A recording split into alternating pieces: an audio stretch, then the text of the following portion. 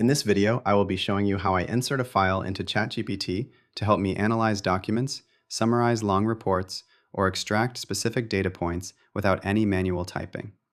I'm starting right here on the home page, ready to begin a new conversation. To get started, I'll move my cursor down to the text input bar at the bottom of the screen and click on the small plus icon. From the menu that pops up, I'll select the option to add photos and files directly from my device. This opens up my computer's File Explorer, where I'll navigate straight to my Documents folder to find the specific file I need for this project.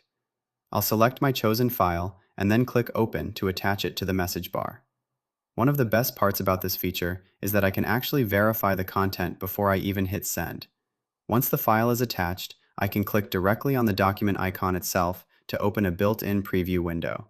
This allows me to scroll through the text and review the information to ensure it's the correct version of the file. This step is incredibly helpful for me when I'm working with multiple drafts or similar-looking spreadsheets.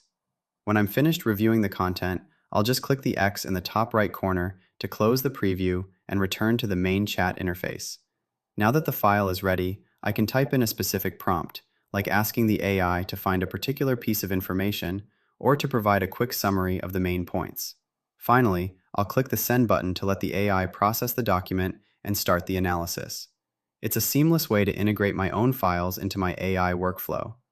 If you found this walkthrough helpful for your own research or productivity, please consider liking the video and subscribing for more quick tips and tutorials.